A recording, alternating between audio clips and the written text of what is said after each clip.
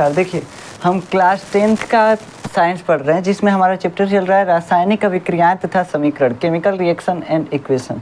और आज का हमारा टॉपिक है संतुलित रासायनिक समीकरण का महत्व। ये पढ़ेंगे ये क्या होता है, आखिर हम रासायनिक समीकरण को संतुलित काहे लिए किए, इसका महत्व क्या है, इसका इम्पोर्टेंस क्या है। फिर हम देखेंगे कि जो रासायनिक समीकरण है संतुलित होने के बाद भी अभी सही नहीं है तो उसको और सही करने का प्रयास करेंगे। हम बताए थे ना कि हम संतुलित क्यों किए रासायनिक समीकरण को। हम समीकरण बनाए थे, हम कैसे समीकरण बनाए थे, रासायनिक समीकरण कैसे बनाए थे। तो हम अभिक्रिया करा रहे थे, जैसे पानी और चीनी को मिला रहे हैं, अभिक्रिया हो रहा है, अभिक्रिया से शरबत बन रहा है, जो रस होता है रस बन रहा है। तो जो अभिक्रिया करा है उसको लिखना पड़ रहा था वाक्यों में कि जब पानी और चीनी को मिलाया जाता है, घोला जाता है तो शरबत बनता है। एगो वाक्य हो जाएगा इतना, तो ये हमको लिखना ना पड़े, हम शॉर्टकट तरीका अपनाएं। एक लाइन में लिखे पानी प्लस चीनी इक्वल टू शरबत, बस इतना लिख दिए, पानी प्लस चीनी और तीर का निशान, उसके बाद शरबत लिख दिए, हो गया। तो ये समीकरण बन गया। और वो क्या बना, शब्द समीकरण बना। हम देखें कि शब्द समीकरण जो है ना ये उतना सफिशिएंट नहीं है, उतना अच्छा नहीं है। हम बहुत अस्कतियाँ हैं, हम तनी मनी अस्कतियाँ नहीं है, ये लिखने में हमको भीड़ पड़ता है कि हम चीनी मिलाए पानी मिलाए। हम कहे देखो हम लिखेंगे समीकरण को, जैसे देखिए हम लिखे थे क्या, हम जब शरबत बना रहे थे तो लिखे थे पानी और प्लस चीनी, पानी प्लस चीनी बराबर क्या, तीर लगा के क्या लिख रहे थे, शरबत। ठीक, हम कहे कि नहीं देखो हमको इहो लिखने में भीड़ पड़ रहा है, हम बहुत अस्कतियाँ हैं, एकदम अस्कतियाँ हैं, बहुत ज़्यादा अस्कतियाँ हैं, हम नहीं लिख सकते हैं। तो हम कहे कि देखो अब चलो, अब नहीं लिखोगे तो कोई बात नहीं, अब इसको हम थोड़ा सा सिंबलाइज कर देते हैं। अब पानी को हम लिखते हैं H2O और चीनी को लिखते हैं C12 H22 और O11। ये हम चीनी को लिखते हैं। और शरबत को तो शरबत रहने दीजिए, इसको लिखेंगे तो वही हो जाएगा शरबत। ठीक, ये बन गया। मतलब शरबत का भी मान लीजिए S सिंबल दे दिए, एस सिंबल दे दी। तो हम क्या करती है, अब रासायनिक समीकरण में हम बदलाव किए, शब्द समीकरण से फिर क्या बनाए, सूत्र समीकरण बनाए। अब सूत्र समीकरण बन गया, तब हम देखिए कि इसमें अभी गड़बड़ियाँ आ रही हैं। क्या गड़बड़ियाँ आ रही हैं, हम जब भी शॉर्टकट रास्ता अपनाते हैं, देखिए मेहनत कीजिए, कोई भी शॉर्टकट रास्ता अपनाएंगे तो गड़बड़ होगा ही, बहुत ज़्यादा गड़बड़ होगा।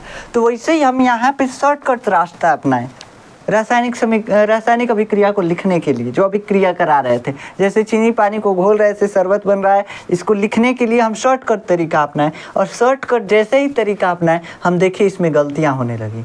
क्या गलतियां हुई, पहले गलती ये हुई कि सभी रासायनिक अभिक्रियाएं जो होती हैं द्रव्यमान संरक्षण के नियम का पालन करते हैं। अब ये द्रव्यमान संरक्षण क्या होता है ये बताए थे हम, कि द्रव्यमान संरक्षण के नियम के पालन करने का मतलब ये है कि जितना हम अभिकारक ले रहे थे उतना ही उत्पाद बन रहा था। सब मिला के मान लीजिए 1 kg पानी है, 1 kg चीनी है, मिलकर के 2 kg हुआ, तो 2 kg हमारा शरबत बन रहा था। तो 2 kg अभिकारक है, 2 kg उत्पाद बन रहा है शरबत में। तो ये जो हम देख रहे थे कि रासायनिक अभिक्रियाएं हैं ये द्रव्यमान संरक्षण के नियम का पालन करते हैं। जितना हम अभिकारक लेते हैं उत्पाद भी उतना ही बनता है, जितना हम रिएक्टेंट लेते हैं उतना ही प्रोडक्ट बनता है, ये हमको मालूम था। लेकिन हम इस समीकरण में लिख रहे थे तो हमको मालूम चल रहा था, कभी सूत्र लिख रहे थे, किसी भी चीज़ का हम संकेत लिखते हैं और संकेत में सूत्र आता है। हमको पता चल रहा था किसी का इधर जाकर परमाणु उत्पाद में कम हो गया, किसी का परमाणु उत्पाद में जाके ज़्यादा हो गया, तो गड़बड़ा जा रहा था। तो हम कहे कि अब इसको हम बैलेंस करते हैं, अब इस समीकरण को हम थोड़ा सा सुधारते हैं। सुधारने के लिए हम बैलेंसिंग तकनीक लाए, मतलब समीकरण को बैलेंस किए। ये हम पिछले लेक्चर में पढ़ लिए हैं, इसको बस हम एक्टिव रिकॉल करा रहे हैं, मतलब कि जो चैप्टर है उसको पूरा तरीके से एक बार दोहरवा रहे हैं। अभी ये मत समझिएगा कि चालू कर दिए लेक्चर। तो देखिए क्या हुआ, हम समीकरण को बैलेंस करने लगे। और बैलेंस करने का मतलब क्या हुआ कि समीकरण को सुधार रहे हैं, उसमें जो भी गलतियां हुई, द्रव्यमान संरक्षण के नियम का समीकरण पालन नहीं कर रहा था, उसको पालन कराने के लिए हम क्या किए, उसमें सुधार किए, बैलेंसिंग तकनीक लाए, गुणा कर करके सूत्रों के आगे और केमिकल इक्वेशन को बैलेंस कर दिए, नंबरों से गुणा कर करके हमारा जो उत्पाद था अभिकारक के बराबर कर दिए, अभिकारक उत्पाद के बराबर कर दिए, बस कैसे भी करके अभिकारक को उत्पाद के बराबर कर दिए। ये हो गया बैलेंसिंग। अब यहाँ तक हम पढ़े थे, अभी भी रासायनिक समीकरण में कई गड़बड़ियाँ हैं, अभी हम बताते हैं। देखिए रासायनिक समीकरण में हम मान लीजिए दोनों तरफ सब चीज़ बराबर कर दिए, लेकिन रासायनिक अभिक्रिया में जो हम पदार्थ लिए थे वो किस अवस्था में था। हम क्या किए कि चीनी पानी घुल गया, पानी को गर्म करना पड़ा कि घुला, कि खूब डंडा से घोल करके घोल दिए, ऐसे हमको मालूम नहीं चल रहा है। इस समीकरण से हमको कुछ नहीं मालूम चल रहा है हम क्या किए हैं। देख रहे हैं कुछ मालूम चल रहा है, बस मालूम चल रहा है कि चीनी पानी 1 में डाल दीजिए घुल जाएगा। ये तो 2 दिन लग जाएगा घुलने में, 1 kg चीनी 1 kg पानी 2 दिन लग जाएगा चाशनी बनने में, नहीं बन पाएगा। 2-4 दिन लग जाएगा, चिनिया जल्दी घुलबे नहीं करेगा जब तक घोलेंगे नहीं। ठीक, तो अगर इस समीकरण को देख करके हम बस चीनी पानी मिला के रख दिए तो शरबत नहीं बनेगा जल्दी। काहे नहीं बनेगा? कहाँ से कि इस समीकरण में ये मेंशन ही नहीं किया गया है कि हम बनाए कैसे हैं, इसको क्या किए हैं कि बनाए। बस मिलाने से नहीं बना है, हमको इसको घोलना पड़ा है या पानी को गर्म किए हैं तब जाके चाशनी बना है। ये समीकरण में मेंशन नहीं है, तो अभी भी ये समीकरण पूरी तरह से हमको नहीं बता रहा है। ऐसे हम वाक्य लिखते तो हम लिखते कि जब चीनी और पानी को घोला जाता है तो शरबत बनता है। ऐसे इसमें लिख रहा है तो हमको मालूम ही नहीं चल रहा है घोलना है, घोलना भी ये नहीं मालूम चल रहा है। तो ये जो है समीकरण हमको नहीं दे रहा है इन्फॉर्मेशन। दूसरा चीज़, हम पानी लिए तो बर्फ़ वाला पानी लिए जमा के, मान लीजिए इस समीकरण को कोई देखा और ले जाके फ्रीजर में पानी रख दिया, जम गया, और जमा करके उसमें चीनी डाल दिया। जमाने के बाद उसके ऊपर चीनी डाल रहा है तो चिनिया घुलेगा नहीं घुलेगा? काहे से कि जो हमको इसका जो अवस्था है वो नहीं पता है, स्टेट है वो नहीं पता है कि किस स्टेट में पानी है, किस स्टेट में चीनी है, किस अवस्था में पानी लिक्विड में है कि गैस में है कि ठोस में है, चीनी ठोस में है कि पिघलाया गया है कि गैस में, नहीं मालूम चल रहा है। तो समीकरण से ये नहीं मालूम चलता है कि क्या है जो अभिक्रिया में अभिकारक या उत्पाद हैं वो किस अवस्था में है।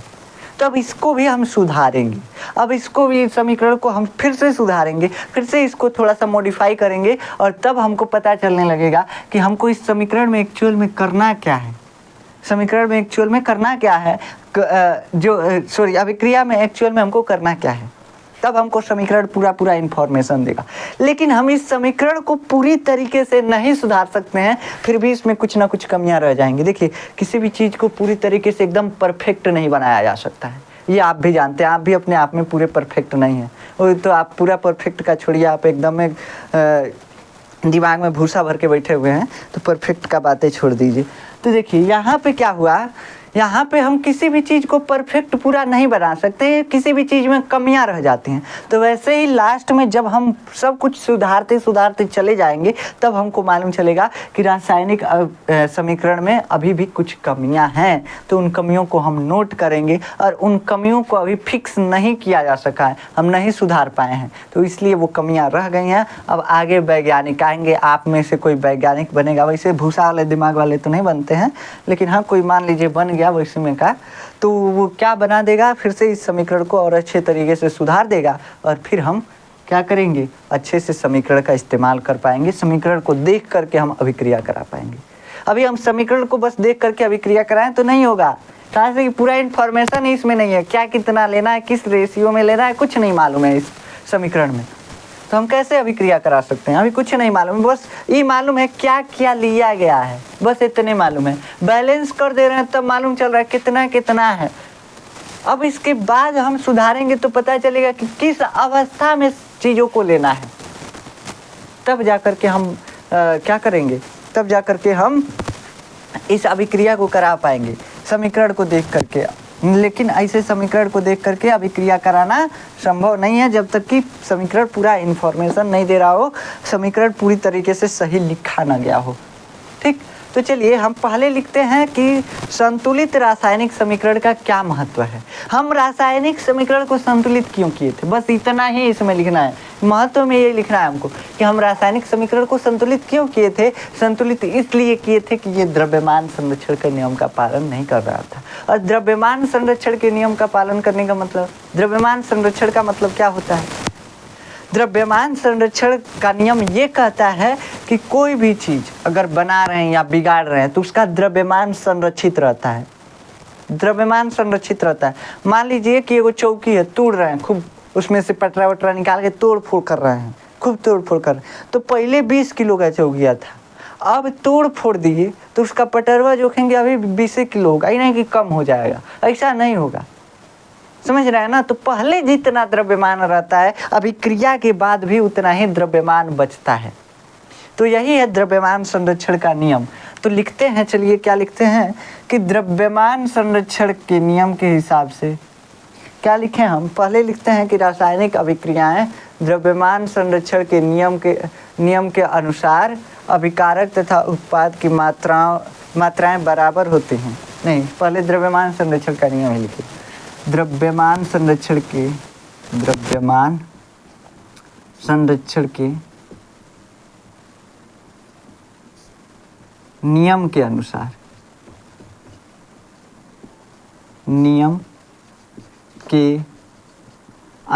जो हम जिस कारण से हम किए हैं रासायनिक अभिक्रिया समीकरण में सुधार, वो सभी चीज़ें लिखेंगे।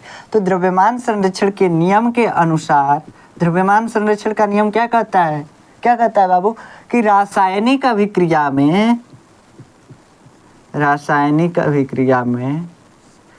अब यहाँ पे आप चाहें तो डबल इन्वर्टेड कामा लगा सकते हैं, चाहें तो छोड़ सकते हैं। हम हिंदी नहीं लिख रहे हैं, हम केमिस्ट्री लिख रहे हैं, लेकिन लगाना ठीक रहता है, हिंदी के हिसाब से लगा दीजिए। तो द्रव्यमान संरक्षण के नियम के अनुसार रासायनिक अभिक्रिया में क्या होता है, रासायनिक अभिक्रिया में अभिकारकों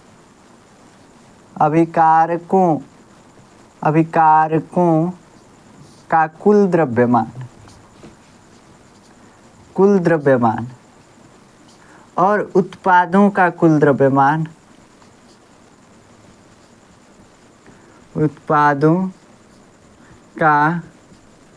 द्रव्यमान संरक्षित रहता है या क्या होता है, बराबर रहता है। द्रव्यमान संरक्षित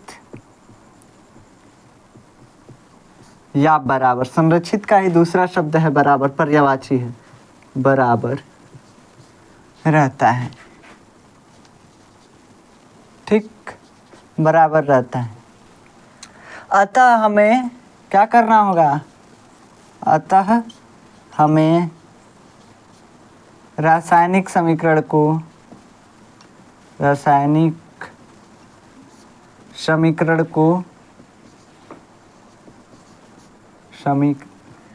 लिख दिए यार, क्या लिखते हैं हम, समीकरण को संतुलित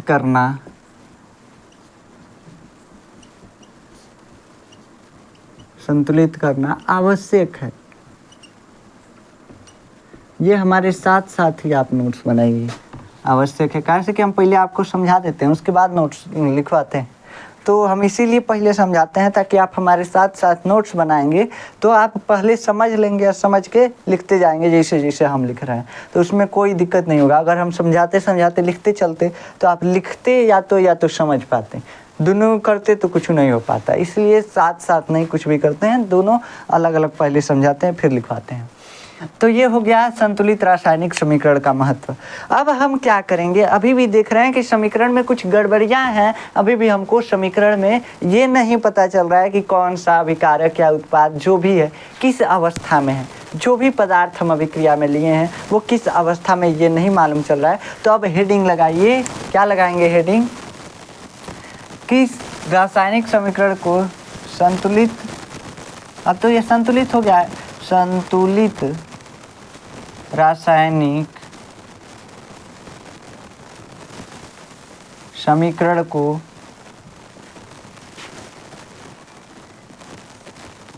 और अधिक सूचनाप्रद बनाना और अधिक इंफॉर्मेटिव बनाना, कि वो हमको ज़्यादा से ज़्यादा इन्फॉर्मेशन दे सके अभिक्रिया कराने के लिए। काहे हम अभिक्रिया जो समीकरण लिख रहे हैं काहे लिख रहे हैं, काहे से कि जो अभिक्रिया हम कराए हैं अगर कोई बाद में वो अभिक्रिया कराना चाहे तो करा सके, वो देख करके समीकरण, और उससे मालूम ही नहीं चल रहा है तो कैसे हम करा पाएंगे।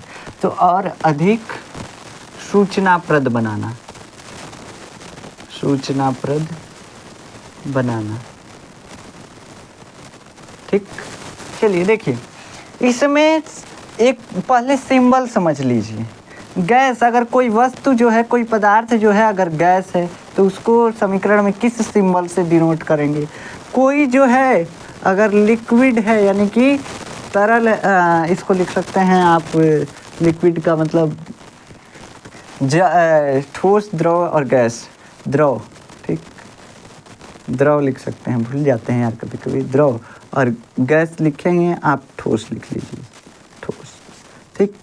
इन तीनों को हम कैसे रिप्रेजेंट करते हैं समीकरण में? आप जानते हैं कि समीकरण में हम जो भी लिखेंगे शॉर्टकट तरीके से लिखेंगे। कहाँ से कि हम समीकरण क्यों बनाए हैं? हमारा जो गोल था उसी को नहीं ना तोड़ेंगे। हमारा गोल था कि हम जो अभिक्रिया करा रहे हैं उसको शॉर्टकट लिखें। हमारा यही गोल था। अब हम इसमें गैस, ठोस, द्रव लिखने लगेंगे, अभिक्रिया बढ़ान हो जाएगा, समीकरण जो है बढ़ान हो जाएगा। तो समीकरण को बड़ा नहीं करना है, इसलिए सभी चीज़ों का हम सिंबल देते हैं। गैस को लिखने के लिए G लिखते हैं और इसको छोटा कोष्टक में बंद कर देंगे। ऐसे ही द्रव लिखने के लिए L से लिक्विड होता है, L लिखेंगे, छोटा कोष्टक में बंद करेंगे।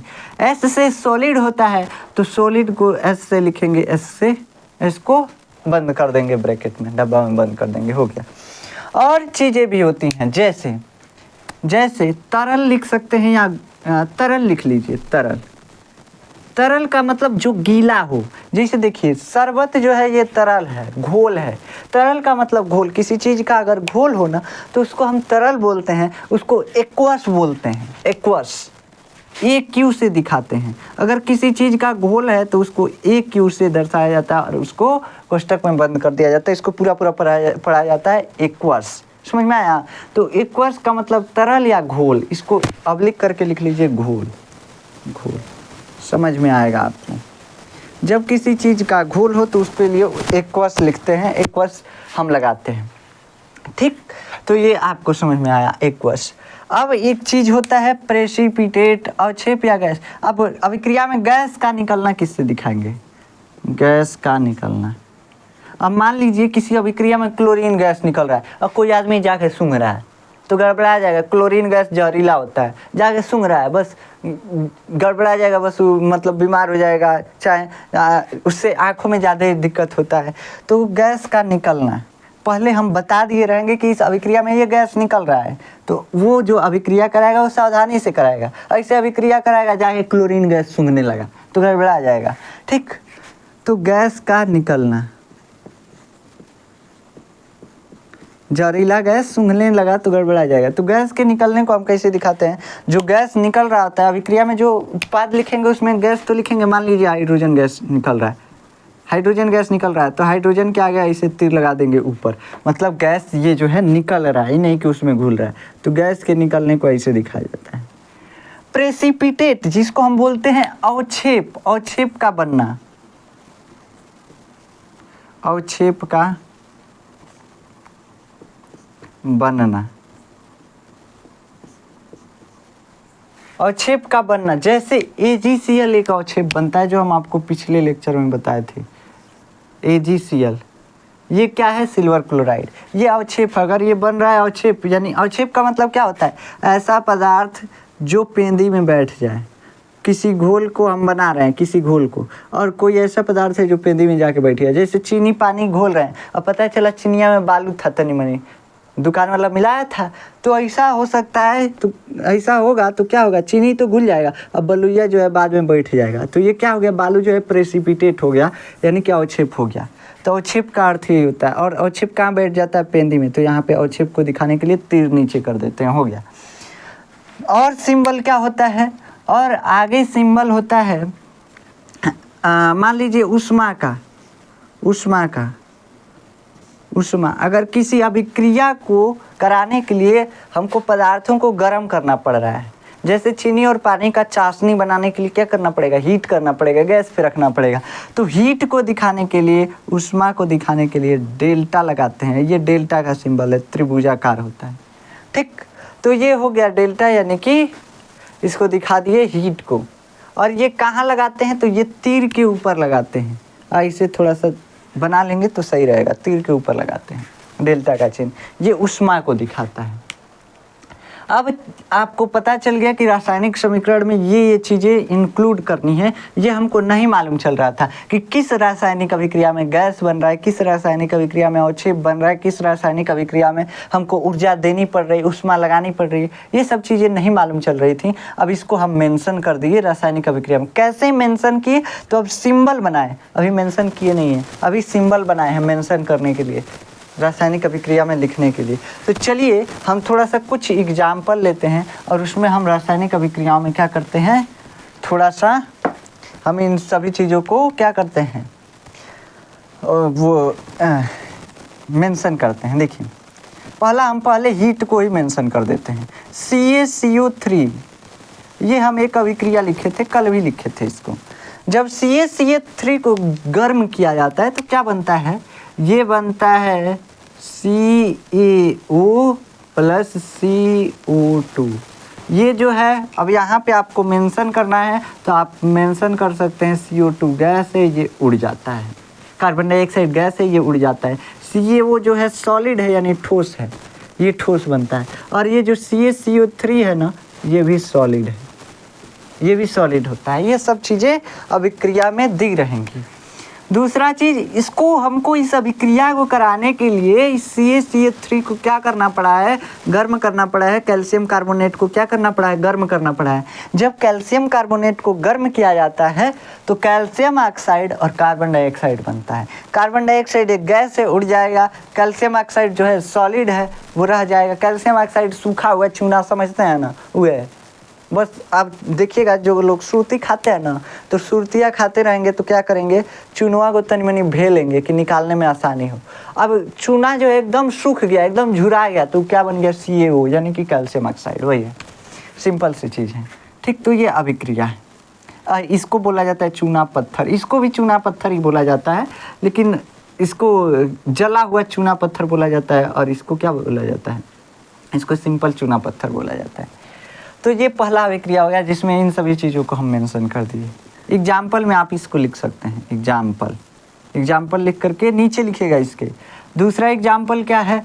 मान लीजिए H2 ले लिए और क्या ले लिए? O2 ले लिए, ऑक्सीजन और हाइड्रोजन ले लिए। जब इन दोनों को मिलाए तो क्या बना? जब इन दोनों को मिलाए तो H2O बना। देखिए समीकरण को अब पूरा तरीके से सही लिखना है, तो अब इसमें क्या क्या करना पड़ेगा, हमको इन्फॉर्मेशन क्या क्या जोड़ना है। देखिए पहले तो समीकरण को बैलेंस कीजिए। ये ऊपर वाला हम बैलेंस नहीं किए हैं। क्यों नहीं बैलेंस किए हैं? क्योंकि ये पहले से बैलेंस है, मिला सकते हैं आप। जितना इधर अभिकारक है उतना ही उत्पाद है। कैल्शियम एगो, कैल्शियम इधर एगो, दूसरा नहीं है। कार्बन इधर एगो, कार्बन यहाँ पे एगो। ऑक्सीजन 3, 1 और 2 3 ऑक्सीजन इधर, दोनों बैलेंस है। पहले हम क्या करते हैं? बैलेंसिंग करते हैं। इधर जल कितना है? जल में हाइड्रोजन 2 है, 2 है इधर हाइड्रोजन। ऑक्सीजन इधर 2, ऑक्सीजन 1। 2 करने के लिए इधर 2 से गुणा कर दिए, ऑक्सीजन 2 हो गया। लेकिन हाइड्रोजन क्या हो गया? हाइड्रोजन ज़्यादा हो गया, इधर बैलेंस कर दिए, हाइड्रोजन हो गया। ठीक, अब इसमें और क्या इन्फॉर्मेशन जोड़ना है कि जो चीज़ें लिए वो किस स्टेट में है, किस अवस्था में है। तो हाइड्रोजन जो है गैस के रूप में है। ऑक्सीजन कैसा है? तो यो गैस है, ठोस रहता है तो हम नाक से ऑक्सीजन सांस लेते नहीं ले पाते, तो ये भी गैस है। H2O लिक्विड है। ये क्या है? लिक्विड है यानी पानी है। तो ऐसे मेंशन कर दिए। अब इस अभिक्रिया को कराने के लिए हमको बहुत ज़्यादा एक्सेस अमाउंट में हीट देना पड़ता है, गर्म करना पड़ता है ऑक्सीजन हाइड्रोजन को एक साथ लेकर के, तब जा कर के जल बनता है यानी कि पानी बनता है। तो ये अभिक्रिया हो गया। दूसरा जो एग्जाम्पल है ये हो गया। अब क्या, तो अब एक चीज़ लिखते हैं क्या? हाँ, Zn plus HCl, Zn plus HCl। इसमें हम क्या दिखाएंगे? ZnCl2 यानी जिंक क्लोराइड बन गया और H2 गैस जो है बाहर हो गया। H2 गैस जो है बाहर हो गया। अब इस अभिक्रिया को पहले क्या करेंगे? यह अभिक्रिया हम लिख दिए, समीकरण लिख दिए। पहला हम क्या करेंगे काम? बैलेंस करते हैं। इन्फॉर्मेशन हमको इसमें सब जोड़ना है, तो इन्फॉर्मेशन जोड़ने के लिए पहले इसको बैलेंस करते हैं। हम इसको बैलेंस करेंगे, बस यहाँ 2 से गुणा कर दिए, बैलेंस हो गया। 2 से गुणा कर दिए, क्या हो गया? बैलेंस हो गया। ये इक्वेशन Cl2 हो गया, H2 हो गया। यही कम था। आप चाहें तो देख सकते हैं, बैलेंसिंग हम सिखा चुके हैं आपको। अब यहाँ पे सिखाएंगे तो ज़्यादा टाइम लगेगा। अब यहाँ पे दूसरा चीज़ क्या मेंशन करेंगे, किस स्टेट में है सभी वस्तुएं। तो जिंक जो है ये सॉलिड है, सॉलिड है, जिंक जो है सॉलिड है यानी ठोस है। ये HCl हाइड्रोक्लोरिक एसिड हमारे पेट में जो होता है, हाइड्रोक्लोरिक एसिड जानते हैं, जब खाना जाता है ना पेट में, तो पेट में जाते हुए खाना को एकदम मिला के एकदम धुन देता है, जैसे रुई धुना जाता है, पीस देता है। हाइड्रोक्लोरिक एसिड पचाने का काम करता है। तो ये कैसा होता है, लिक्विड फॉर्म में होता है, पानी के फॉर्म में होता है। तो ये लिक्विड है, लिक्विड है, एक्चुअल में एक्वस फॉर्म में होता है देखा जाए तो। ऐसे लिक्विड लिख सकते हैं, अगर जो प्योर HCl है वो लिक्विड फॉर्म में होगा। हमारे पेट में तो सब मिश्रित होता है, पेप्सिन वगैरह सब मिश्रित होता है, तो वहाँ पे एक्वस फॉर्म में होता है। लेकिन HCl अगर प्योर है तो वो लिक्विड फॉर्म में होगा। हम यहाँ पे प्योर HCl लिए हैं। अब ZnCl2 ये भी लिक्विड बनता है। क्या बनता है, ZnCl2 ये लिक्विड बनता है, जिंक क्लोराइड। ठीक। अब H2 जो है ये गैस है, ये आप सब कोई जानते हैं। और ये क्या होता है, ऊपर उड़ जाता है, उड़ जाता है, गैस जो है निकल जाता है, इस अभिक्रिया से हाइड्रोजन गैस निकल जाता है। तो ये यहाँ पे गैस का निकलना भी हम दिखा दिए। कौन कौन से सिंबल का यूज हो गया, गैस का, लिक्विड का, सॉलिड का। एक्वस का भी यूज नहीं हुआ है, एक्वस का यूज नहीं हुआ है। गैस के निकलने का यूज हो चुका है, और छिप का बनना भी नहीं हुआ है। ये हीट का भी हो गया। दो चीज़ों का नहीं यूज हुआ है, दो सिंबल का, इसका भी यूज करके हम आपको दिखा देते हैं। चलिए, एक अभिक्रिया है, क्या क्या है बाबू अभिक्रिया, AgNO3, AgNO3 यानी कि सिल्वर नाइट्रेट। सिल्वर नाइट्रेट की जब अभिक्रिया पोटेशियम क्लोराइड KCl, इससे इस पे थोड़ा सा स्पेस पहले देने दीजिए, कहाँ से कि इन्फॉर्मेशन भी तो ऐड करना है। KCl किससे कराना है, पोटेशियम क्लोराइड से जब कराया जाता है तो क्या बनता है बाबू, जब इससे अभिक्रिया कराया जाता है तो बनता है AgCl, AgCl यानी कि सिल्वर क्लोराइड, और प्लस क्या बनता है, KNO3, पोटेशियम नाइट्रेट बनता है। क्या बनता है, पोटेशियम नाइट्रेट बनता है। अब पहले इस समीकरण को बैलेंस करते हैं। तो इस समीकरण में कुछ बैलेंस नहीं करना है, देखें तो आप बैलेंस है, Ag एगो Ag एगो, NO3 N एगो N एगो, O3 एगो O3 एगो, ठीक। K पोटेशियम 1 Cl 1, ठीक। सब चीज़ें बैलेंस देख सकते हैं, बैलेंस है। तो अब इसका स्टेट लिखते हैं किस अवस्था में है। Ag जो AgNO3 जो होता है ये एक्वस फॉर्म में होता है, घोल होता है, AQ एक्वस फॉर्म। KCl भी एक्वस फॉर्म में होता है। पोटेशियम क्लोराइड जो है ये भी एक्वस फॉर्म में होता है। AgCl, AgCl देखिए यहाँ पे HCl को भी आप क्या कर लीजिए, एक्वस फॉर्म में लिख लीजिए, एक्वस फॉर्म में लिख लीजिए।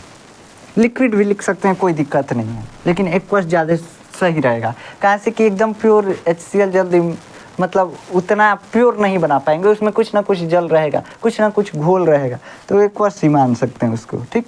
KCl एक्वस है। उसके बाद AgCl, AgCl ये क्या है, सॉलिड है। ये क्या है, सॉलिड है। यहाँ पे थोड़ा सा हमको स्पेस चाहिए, थोड़ा सा हम इसको जो लिखे थे वो हम थोड़ा सा बढ़ा के लिखते हैं, KNO3 ये लिखे थे।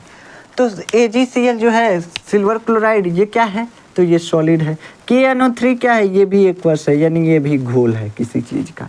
अब ये AgCl जो है ना, ये प्रेसिपिटेट है, ये अवक्षेप है। देखिए सब कुछ एक्वस एक्वस एक्वस घोल, और सॉलिड बन गया यानी पाउडर बन गया। पाउडर क्या होता है, जाके नीचे बैठ जाता है, जब भी अभिक्रिया कराएंगे नीचे बैठ जाएगा, ये जाके नीचे बैठ गया, तो ये हो गया आपका प्रेसिपिटेट।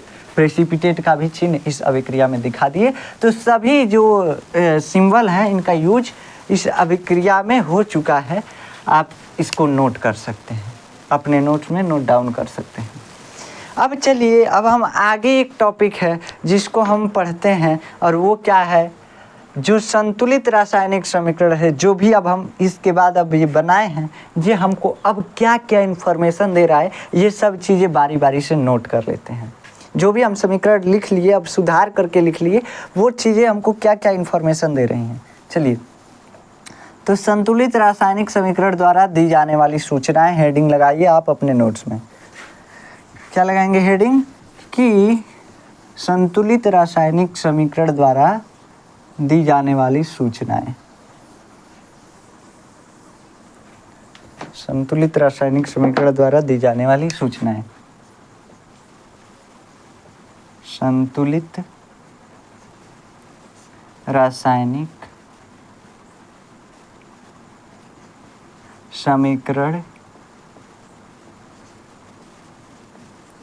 द्वारा दी जाने वाली सूचनाएं।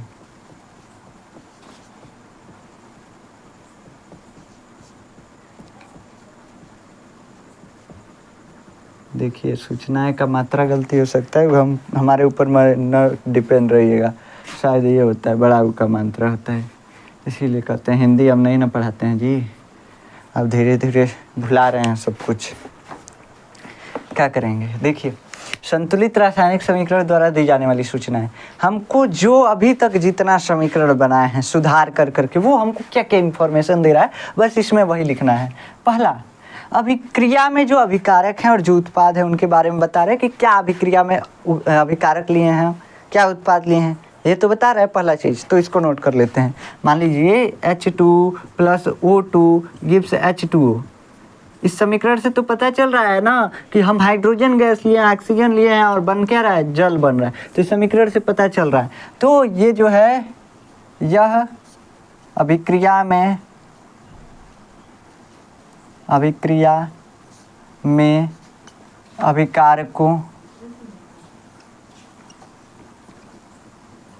अभिकारकों तथा उत्पादों के बारे में बताता है। ठीक, बताता है।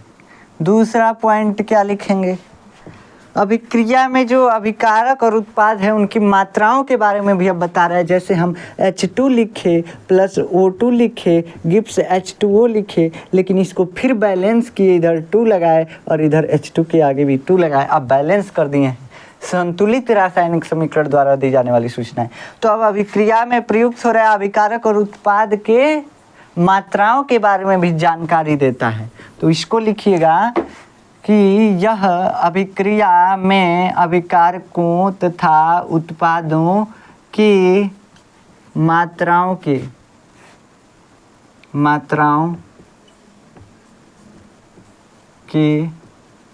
बारे में बताता है। अब इसे हम डैश डैश लगा दें तो आप भी डैश डैश नोट लगा दीजिएगा, ठीक ना। आप पूरा लिखिएगा, ऐसे राइटिंग बनेगा जिससे बोर्ड में नंबर अच्छे आएंगे, राइटिंग से भी नंबर अच्छे आते हैं। ठीक, वैसे तो हमारा राइटिंग देख ही रहे हैं इतना घटिया है। चलिए अब तीसरा पॉइंट इसमें आप क्या लिख सकते हैं। तीसरा हमको क्या चीज़ बता रहा है, ये हमको ये बता रहा है तीसरा पॉइंट कि ये जो अभिक्रिया है इसमें अभिकारक और उत्पाद की अवस्थाएं क्या क्या हैं। तो आप लिख सकते हैं यह अभिक्रिया में अभिकारकों तथा उत्पादों की अवस्थाओं के बारे में भी जानकारी देता है। अवस्थाओं के बारे में बताता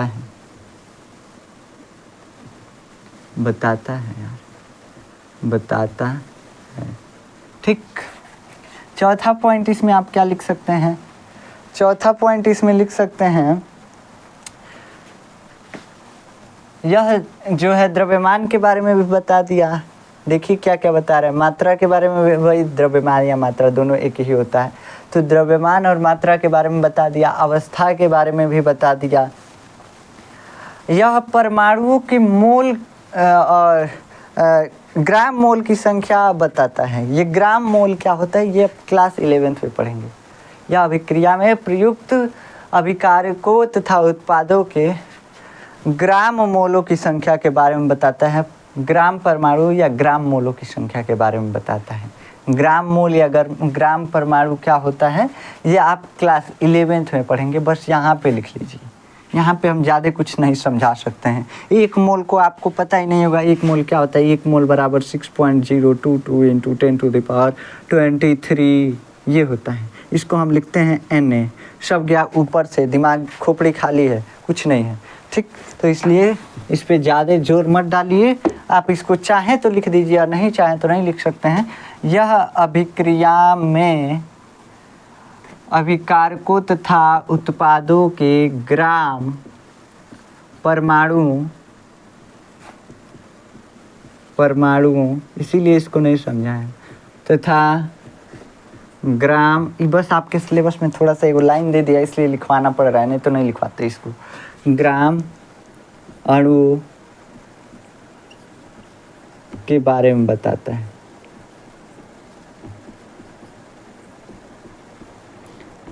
जानता है जब कि हम पढ़ाए नहीं हैं तब इसको नहीं देना चाहिए, लेकिन थोड़ा सा एक लाइन ऐड कर दिया तो बस आपको रट्टाफिकेशन, एक लाइन का रट्टाफिकेशन करना पड़ेगा। यह अभिक्रिया में उत्प्रेरक दाब वगैरह, देखिए अभी एक चीज़ हम आपको नहीं बताएं, उत्प्रेरक क्या होता है। उत्प्रेरक पहले समझिए। उत्प्रेरक जो है ना, उत्प्रेरक क्या करता है, जैसे जब दो आदमी में झगड़ा हो रहा होता है ना, एगो तीसरावा होता है मजा लेने वाला और एगो चढ़ाता रहता है, अरे तू इतनी बोल रहा है, देखा तार इतना इतना है, इतना बिगाड़ देहलस, मतलब ऐसे झगड़ा लगाने वाला होता है, ऐसे उसको चढ़ाएगा, खूब चढ़ाएगा एक आदमी को। तो वो जो है अभिक्रिया को, झगड़े को तेज करा रहा है। झगड़े को क्या करा रहा है, तेज करा रहा है और ज़्यादा उसको पीक पे ला रहा है झगड़े को। तो यहाँ पे उत्प्रेरक अभिक्रिया को तेज कराने में हेल्प करता है, अभिक्रिया को तेज कराता है।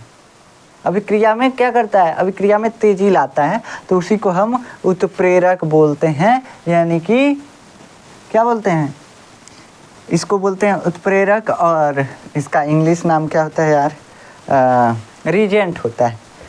रीएजेंट होता है इंग्लिश में, तो हम वैसे ही जानते हैं, तो रीजेंट होता है उत्प्रेरक का इंग्लिश नाम अंग्रेजी में। तो उत्प्रेरक क्या होता है, जो अभिक्रिया को तेज कराता है। दाब, मान लीजिए कि हमको दो गैसों को मिलाना है, H2 और O2, इन दोनों को मिलाना है, इन दोनों को मिलाना है। हम क्या करते हैं, बहुत ज़्यादा दाब लगाते हैं, पहले दाब लगाएंगे, फिर ताप देंगे, तब जाके नहीं मिलेंगे सब, तब जाके पानी बनेगा और निश्चित अनुपात में मिलेंगे। तो अब इसको दबाना पड़ेगा किसी कंटेनर में रख के, दोनों को, गैस है, गैस जल्दी मिलने का कोशिश नहीं करेगा, दबाएंगे, हीट करेंगे, तब जा कर के ये जो है क्या बनेगा, पानी बनेगा। तो कभी कभी अभिक्रिया में हमको दाब का उपयोग करना पड़ता है, कभी उत्प्रेरक का उपयोग करना पड़ता है, कभी ताप का उपयोग करना पड़ता है। तो कभी कभी ये क्या करते हैं, पांचवा टॉपिक क्या लिखेंगे, यह कभी कभी, कभी और कभी, हम इसे छोटा सा लिखते हैं, अभिक्रिया में दाब, ताप, उपयुक्त नहीं प्रयुक्त लिखिए, प्रयुक्त, सॉरी, प्रयुक्त दाब, ताप, उत्प्रेरक आदि के बारे में भी बताते हैं। ठीक, तो ये हो गया आपका रासायनिक अभिक्रिया द्वारा दी जाने वाली सूचनाएं। ये जो है हमको रासायनिक अभिक्रिया से सूचनाएं मिलती हैं, रासायनिक समीकरण से सूचनाएं मिलती हैं। रासायनिक समीकरण हमें ये भी सूचना देता है कि जो हम अभिकारक लिए हैं तो उससे उत्पाद क्या बन रहा है, मतलब जो हम अभिक्रिया कराएंगे उत्पाद क्या बनता है। तो वो सब चीज़ें एक ही लाइन में हम मेंशन कर दिए हैं, या अभिक्रिया में अभिकारकों तथा उत्पादों के बारे में बताता है। क्या क्या अभिकारक लेंगे तो क्या उत्पाद बनेगा, ये सभी चीज़ें रासायनिक समीकरण बताता है। तो वही लिखे हैं कि अभिकारकों तथा उत्पादों के बारे में भी बताता है। अब रासायनिक समीकरण की कुछ लिमिटेशन होते हैं, कुछ मतलब कमियां होती हैं। तो आप हेडिंग अब लगाइए, रासायनिक समीकरण की कमियां, संतुलित रासायनिक समीकरण की कमियां या रासायनिक समीकरण की कमियां। रासायनिक संतुलित लिख सकते हैं आगे, संतुलित रासायनिक समीकरण की कमियां, कैसे कि हम संतुलित ही तो किए हैं। कमियां वैसे हमको लिखने थोड़ा, जानते हैं हम भी आलसी हैं, बहुत ज़्यादा आलसी हैं, तनिका बहुत ज़्यादा आलसी हैं, इसलिए लिखने में हमको भीड़ पड़ रहा है, इसलिए संतुलित नहीं लिखे हैं। ठीक ना, तो आप लिख लीजिएगा। अब संतुलित रासायनिक समीकरण जो है ना, हमें यह नहीं बताता है कि अभिक्रिया प्रायोगिक तौर पे होगी या नहीं होगी। क्या बोले कि ये जो अभिक्रिया है, जो समीकरण है ये हमको ये नहीं बताता कि जो अभिक्रिया है प्रायोगिक तौर पे होगी या नहीं होगी। ठीक, तब क्या करें? तो कुछ अभिक्रियाएं जो हैं प्रायोगिक तौर पे नहीं होती हैं। अब ये नहीं, इसके बारे में नहीं बताता है। दूसरा चीज़, ये सांद्रता के बारे में नहीं बताता है। सांद्रता क्या होता है? सांद्रता का मतलब जो है, मान लीजिए कि पानी और चीनी, इसमें परसेंटेज इसका कितना है चीनी और पानी में, ऐसे समझ सकते हैं। सांद्रता जो है ना, आपको क्लास 11th में पढ़ाया जाता है। क्लास 11th में थोड़ा एक्स्ट्रा आपके सिलेबस में दे दिया है। तो अभिकारक और उत्पाद की सांद्रताओं के बारे में बताता है। 11th में नहीं, लगभग 12th के केमिस्ट्री में है, फिजिकल केमिस्ट्री में, तो वहाँ पे आपको पढ़ाया जाएगा यह सांद्रता का मतलब सिंपल होता है गाढ़ापन। तो अभिक्रिया में मान लीजिए कि अभिकारक में चीनी और पानी है, तो चीनी और पानी का परसेंटेज कितना है, वही लगभग सांद्रता हो जाएगा। इसे मोटे तौर पे कितना परसेंटेज है वही सांद्रता हो जाएगा। ठीक, तो रासायनिक समीकरण की कमियां, पहला हम कमी क्या लिखते हैं? पहला कमी लिखते हैं कि यह नहीं बताता कि यह अभिक्रिया प्रायोगिक तौर पे होगी या नहीं। यह नहीं बताता। अब कहेंगे यह काहे नहीं 2 बार लिखे हैं? यह नहीं बताता कि अभिक्रिया प्रायोगिक तौर पर, मान लीजिए समीकरण लिखा हुआ, हम अभिक्रिया कराने चले, हो ही नहीं रहा है। अभिक्रिया प्रायोगिक तौर पर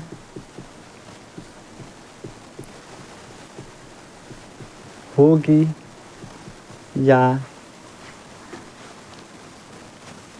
नहीं। अभी हम आपको, जब आगे आने वाले कुछ लेक्चर में हम आपको एक श्रेणी बताएंगे, सक्रियता श्रेणी। उस सक्रियता श्रेणी से आपको मालूम चल जाएगा कि ZnCl2 और CuCl2 जब इन दोनों को मिलाया जाता है तो इन दोनों में जो होता है, एक ज़्यादा रिएक्टिव होता है, एक कम रिएक्टिव होता है। तो क्या होता है कि वो नहीं बनता एक चीज़, तो उसके बारे में हम आपको बताएंगे। नहीं होगा, ठीक, इसके बारे में नहीं बताता है। जैसे में क्या, तो जैसे में आप लिख सकते हैं, जैसे में आप लिख सकते हैं Cu प्लस ZnCl2। ये क्या होता है? ये अभिक्रिया अगर हम कराएं तो ऐसे लिख सकते हैं CuCl2 और प्लस Zn। लेकिन ये अभिक्रिया गलत है, ये प्रायोगिक तौर पे नहीं होगी ये अभिक्रिया। ठीक, तो ये अभिक्रिया प्रायोगिक तौर पे नहीं होगी। एग्जाम्पल इसमें ये लिख सकते हैं। दूसरा क्या है? दूसरा पॉइंट है हमारा कि ये अभिकारक और उत्पाद की सांद्रताओं के बारे में भी नहीं बताता है। यह अभिकारक और उत्पाद की सांद्रता, देखिए अब हमारा राइटिंग कितना बढ़िया चल रहा है। सांद्रताओं ढेर लिख देते हैं तो हमारा राइटिंग ख़राब हो जाते हैं, के बारे में हम उल्टा चलते हैं, नहीं बताता। सब कोई ज़्यादा लिखता है तो उसका राइटिंग सही होता है, लेकिन हमारा राइटिंग बिगड़ता है। यही है हमारा गुण, प्रॉपर्टीज। ठीक, देखिए ये हो गया। अभिकारक और उत्पाद की सांद्रताओं के बारे में नहीं बताता। ये भी लाइन लगभग आपको रटना ही है, वैसे ये पूछेगा ही नहीं आपसे। कभी बोर्ड एग्जाम में रासायनिक समीकरण की पूछ सकता है, 1-2 कमियाँ ये याद ही कर लीजिएगा। कैसे कि बोर्ड का आजकल भरोसा नहीं है, यूपी बोर्ड का, कोई भी बोर्ड का, चाहे CBSE बोर्ड हो चाहे यूपी बोर्ड हो, जो भी एग्जाम एजेंसियां हैं ना, किसी का भी भरोसा नहीं है। क्या पूछ दे रहे हैं सब, कोई भी NTA हो गया, चाहे यूपी बोर्ड हो गया, चाहे CBSE बोर्ड हो गया, ICSE बोर्ड हो गया, कोई भी कुछ भी पूछ दे रहा है। ये नहीं सोच रहा है कि बच्चों से क्या पूछना है। पहले जो पेपर आते थे वो थोड़े आसान होते थे, लेकिन अब टफ क्वेश्चन बन रहे हैं। कैसे? कंपटीशन बढ़ रहा है, और कंपटीशन बढ़ने की वजह से सब चीज़ें जो हैं टफ होती जा रही हैं। क्वेश्चन जो है सभी एजेंसियाँ टफ बना रही हैं, सभी ऑर्गेनाइजेशन जो है टफ क्वेश्चन बना रहे हैं। ठीक, तो आपको सारी चीज़ें लाइन बाय लाइन क्लियर होनी चाहिए। इसमें तो है, तो ये लास्ट वाला नहीं याद करेंगे, ये चौथा नंबर तभी भी चलेगा। कहाँ से कि इसमें ऑलरेडी 5 पॉइंट हम लिखवाए हैं, 5 पॉइंट लिखवाए हैं कि संतुलित रासायनिक समीकरण द्वारा क्या क्या सूचनाएं दी जाती हैं। और इसमें हम 2 ही पॉइंट लिखवाए हैं। इसमें पूछ दिया कमियाँ, तो 2 भी नहीं लिखेंगे तो फिर से गलत हो जाएगा। ठीक, मतलब सही नंबर सही से नहीं देंगे, और भी लिखवा देते हैं, चलिए और लिख लीजिए आप। इसमें हमें अभिक्रिया के दर या वेग के बारे में भी नहीं मालूम चलता है, और ये भी जो है याद करना पड़ता है। ऐसे आप सिंपल भाषा में समझ सकते हैं ना कि अभिक्रिया कितना तेज हो रहा है, समीकरण से हमको नहीं मालूम चल रहा है। ये भी दर जो है पढ़ाया जाता है 12th में, लेकिन आप अभी सिंप्लिसिटी के लिए इसको याद करने के लिए समझ सकते हैं। जैसे लोहा में जंग लग रहा है, मूर्छा लग रहा है, तो मूर्छा लग रहा है तो हमको ये नहीं मालूम चल रहा है कि मूर्छा तुरंत लग जाएगा कि नहीं लगेगा, ये नहीं है मालूम चल रहा है, तो हमको ये नहीं मालूम चल रहा है। तो इसलिए अब मान लीजिए हम लोहा में ऑक्सीजन लिखा हुआ है कि जब लोहे को ऑक्सीजन के साथ मिलाया जाता है तो Fe2O3 बनता है, यानी कि मूर्छा बनता है। Fe2O3 जो है मूर्छे का सूत्र है, जंग का सूत्र है, तो ये जो है बनता है। अब हम कहे कि हम ये अभिक्रिया लिखा है, हम जा रहे हैं कराने, लोहा पे पानी डाल रहे हैं, अभिक्रिया कोनो नहीं हो रहा है। काहे नहीं हो रहा है? कहाँ से कि अभिक्रिया बहुत धीरे होता है, और ये धीरे होता है इसका मतलब इसका दर कम है, दर बहुत कम है, और दर कम है इसलिए ये अब जो रासायनिक समीकरण है इसके बारे में नहीं बता पा रहा है। इसीलिए तो हम अभिक्रिया कराए हैं, रासायनिक समीकरण को देख करके अभिक्रिया करा दिए, हमको मालूम ही नहीं कि अभिक्रिया कितना टाइम लेता है। तो यह अभिक्रिया, अभिकारक और उत्पादक की अभिक्रिया के दर के बारे में कोई जानकारी नहीं देता, कोई जानकारी नहीं देता। चलिए एक दो और टॉपिक लिख ही लीजिए, कोई छोड़ेंगे तो भी दिक्कत नहीं है। जानकारी नहीं देता, ठीक। हम सोचे हैं कि एक ही लिखवा दें, लेकिन फिर सोच रहे हैं कि लिखवा ही देते हैं। अभिक्रिया में अभिकारकों तथा उत्पादों की अवस्थाओं के बारे में जानकारी नहीं मिलती। ऐसा तो नहीं है कि नहीं मिलता। अभिक्रिया में उत्पादों और जो मेंशन किए हैं संतुलित रासायनिक समीकरण द्वारा दी जाने वाली सूचनाएं, इसमें हम क्या लिखे हैं? अभी हम मेंशन किए हैं लिक्विड और एक्वस, लेकिन ये क्या होता है अभी देखिए। हम मेंशन किए हैं लेकिन कहीं कहीं ये मेंशन होता है, हर जगह मेंशन नहीं होता है। तो आप एक ये भी पॉइंट लिख सकते हैं कि कभी कभी ऐसे लगा करके लिखिएगा कि कभी कभी रासायनिक समीकरण जो है अभिक्रिया में प्रयुक्त हो रहे अभिकारकों तथा उत्पादों की अवस्थाओं के बारे में नहीं बताता। कभी कभी लगाना मत भूलिएगा, नहीं तो एग्जामिनर काट देगा। काहे काट देगा? कैसे कि जानता है कि तुम अभी सही करके आ रहे हो, सब जितना गड़बड़ी था सही करके आ रहे हो, अब फिर कह रहे हो कोई ऐसा बताता ही नहीं है तो गलत कर देगा। तो कभी कभी लगा करके एक अगला पॉइंट, चौथा पॉइंट भी आप बना सकते हैं, कोई दिक्कत नहीं है और चल सकता है, ठीक। काहे चल सकता है? कैसे कि ज़्यादातर जो है ना अभिक्रिया में समीकरण में ये नहीं लिखा होता है कि कौन सा पदार्थ सॉलिड है, कौन लिक्विड है, कौन गैस है, कौन एक्वस है, कौन क्या है। बहुत कम जगह ये चीज़ें लिखी गई होती हैं, ठीक। तो आशा है कि आपको ये चीज़ें समझ में आई होंगी। अब हम नेक्स्ट लेक्चर में रासायनिक अभिक्रियाओं के प्रकार के बारे में पढ़ेंगे। रासायनिक समीकरण जो पार्ट है ये ख़त्म हो चुका है। हम थोड़ा सा इंट्रोडक्शन दिए थे कि रासायनिक अभिक्रिया क्या होती है। अब इस अभिक्रिया के बारे में पूरे डिटेल से पढ़ेंगे। ये रासायनिक समीकरण जो है ख़त्म हो गया, अब बस अभिक्रिया के बारे में पढ़ना है कि अभिक्रियाएँ कितने प्रकार की होती हैं, क्या क्या होती हैं, विस्थापन अभिक्रिया, प्रतिस्थापन अभिक्रिया, इस सब चीज़ों के बारे में पढ़ेंगे। एडिशन रिएक्शन यानी कि योगात्मक अभिक्रिया, ये सब चीज़ें पढ़ेंगे नेक्स्ट लेक्चर में। अगर आपको इसका नोट्स चाहिए तो आप जाकर देखेंगे, डिस्क्रिप्शन में आपको नोट्स मिल जाएगा, वहाँ से आप नोट्स डाउनलोड कर सकते हैं। तो मिलते हैं नेक्स्ट लेक्चर में, तब तक के लिए जय हिंद।